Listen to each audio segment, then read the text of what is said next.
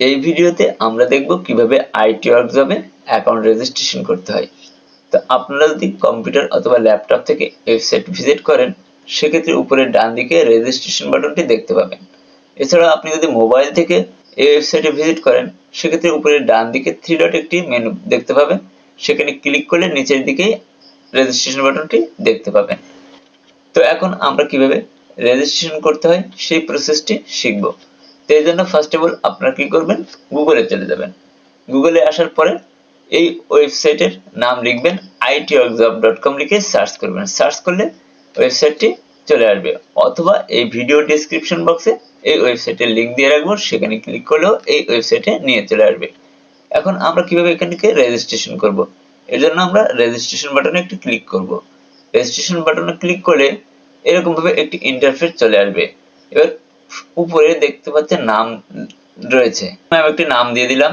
এরপর এখানে একটি ইমেল অ্যাড্রেস দিতে হবে, তো আমি একটি ইমেল অ্যাড্রেস দিয়ে দিলাম। তারপর একটি পাসওয়ার্ড দিতে হবে।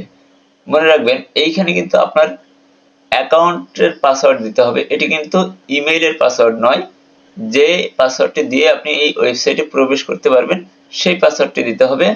8 ক্যারেক্টারের একটি, অর্থাৎ 8 সংখ্যার একটি পাসওয়ার্ড দিবেন। তো আমি এখানে একটি পাসওয়ার্ড দিয়ে দিচ্ছি। তো নিচে দেখতে পাচ্ছেন কনফার্ম পাসওয়ার্ড রয়েছে, অর্থাৎ এইখানে যে পাসওয়ার্ডটি দিয়েছেন ওই পাসওয়ার্ডটি পুনরায় দিতে হবে। তো আমি দিয়ে দিচ্ছি, তো দিয়ে দিলাম।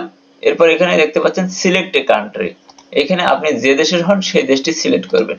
আপনি যদি ইন্ডিয়ার হন তাহলে ইন্ডিয়া সিলেক্ট করবেন, বাংলাদেশের হলে বাংলাদেশ সিলেক্ট করবেন। তারপর নিচে দেখতে পাচ্ছেন I agree to work of job terms of service and privacy policy, এই যে বক্সটি রয়েছে এই বক্সে একটি টিক মার্ক দিয়ে দিবেন। দেওয়ার পরে এখান থেকে দেখতে পাচ্ছেন ক্রিয়েট এ নিউ অ্যাকাউন্ট, এই ক্রিয়েট এ নিউ অ্যাকাউন্টের উপর একটি ক্লিক করে দিবেন।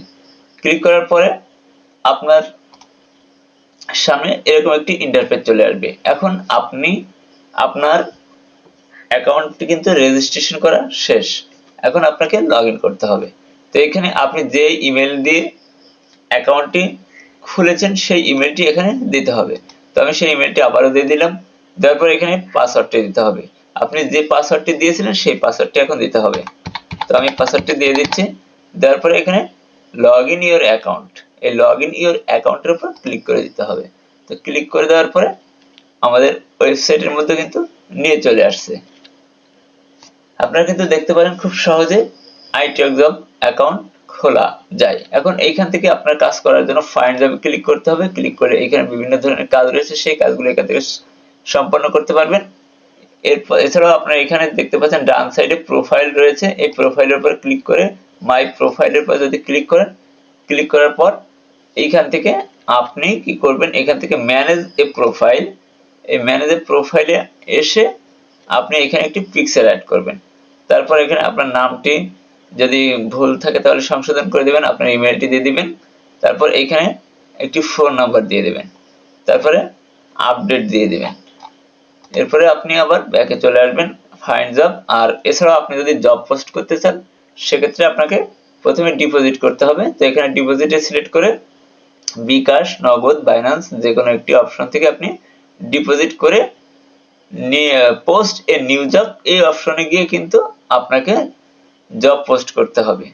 তো আপনারা এই ওয়েবসাইট থেকে খুব সহজে ইনকাম করতে পারবেন এবং এখানে বিভিন্ন ধরনের কাজ জমা দিতে পারবেন।